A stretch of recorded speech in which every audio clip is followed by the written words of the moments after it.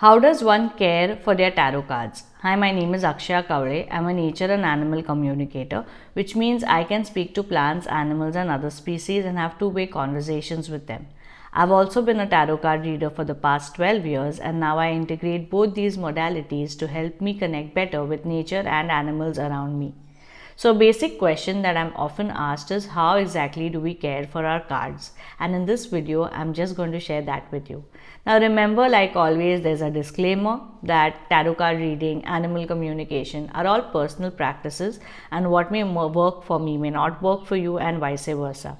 So don't get uncomfortable, disappointed, or frustrated or intimidated by the information I am sharing or what you read up on the internet or what anybody else shares with you. Remember that it is your relationship with your cards and you know how best to deal with it. There is no right or wrong, just follow what you think is working for you with a lot of respect for the cards and the relationship you share with the cards.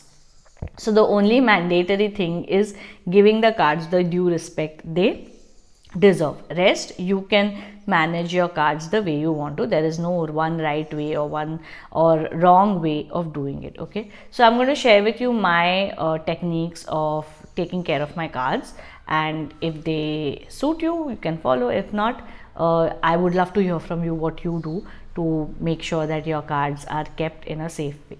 So here are some things that I do. Number one is that I have kept my cards intact in the carton, in the box that they have come with. Personally, I find it very convenient and I just find it to be like a sacred space that they came in that box and they still remain in that box. My cards are as old as 12 years now, and the box still remains to be in a perfectly mint condition. Yes, I can see that the cardboard has become a little softer over the years, but it's still proper, and there are no cracks or there are no tears, and that's why I still continue to use it, and I hope to continue to use it as well. So I keep it in the box because I just find it very convenient, and I feel like, it's like complete, it's house, it's his home, and my cards want to stay there. So personally, I do that. Again, it's up to you if you wish to do that or not. Apart from that, I have a cloth, so to say, which I always lay out when I do the tarot card reading, and a bag to go along with it, a small pouch.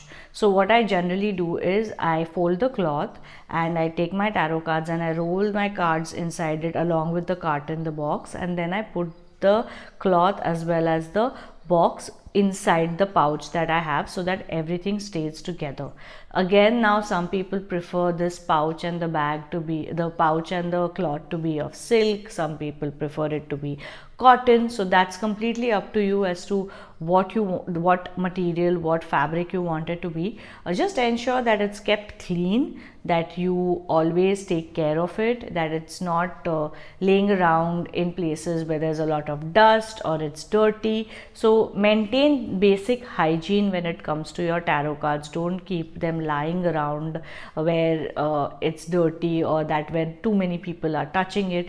Avoid all of that. But apart from that, you can decide what kind of fabric or what kind of a storage space you want. So a lot of people will want to put them in a wooden box or have special kinds of storage spaces. So it's completely up to you, whatever is convenient to you. Again, you don't have to invest a lot of money or buy very fancy or expensive storage spaces or boxes or pouches. You can begin with the basics and then you can see how you wish to kind of upgrade, if at all you feel the need to upgrade. That even that isn't mandatory.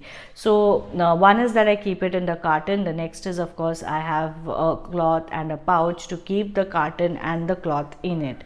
The third thing is, like I've already mentioned, please make sure that your cards are in a safe space and a clean space. I would usually give the analogy of using your tarot cards like your books.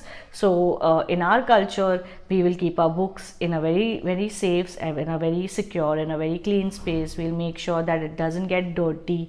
We will make sure that our legs don't touch our books, or that we do not disrespect the book in any way. We actually treat the book as our teacher. So all the respect that we would offer to our teacher, our guru, is offered to our books as well. And I keep my tarot cards just like that. I will keep them in a safe space where they are not handled a lot by other people, and I will ensure that actually prefer not allowing anyone to touch my cards, because they are my cards and I like to keep it that way. Even when I do tarot card readings, I don't allow my clients to touch my cards. I just like to keep that sacred space between my cards and me.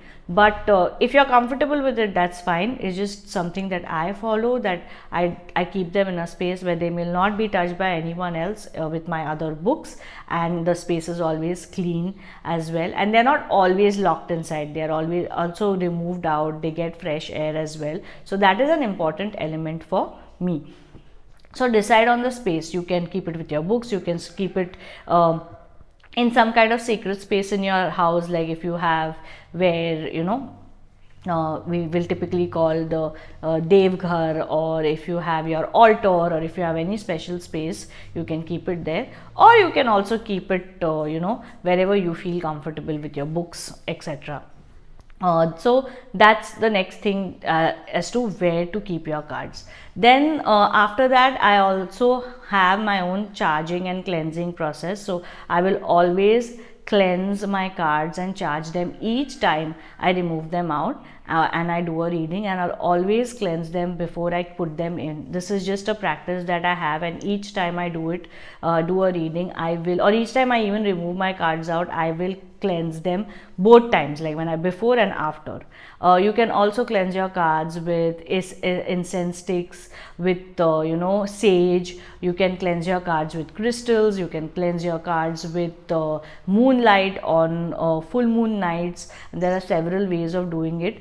Again, there is no one right way. Whatever you feel is cleansing. You may feel that when you are meditating, having your cards with me is cleansing, having your cards with you is cleansing, or when you pray, having your cards in your prayers is cleansing, or having them around you in any other spiritual or religious practice is cleansing. So you decide whatever makes you feel grounded and calm to work with your cards. That's your cleansing process. It could just be with an intention. A simple intention to cleanse your cards is also enough.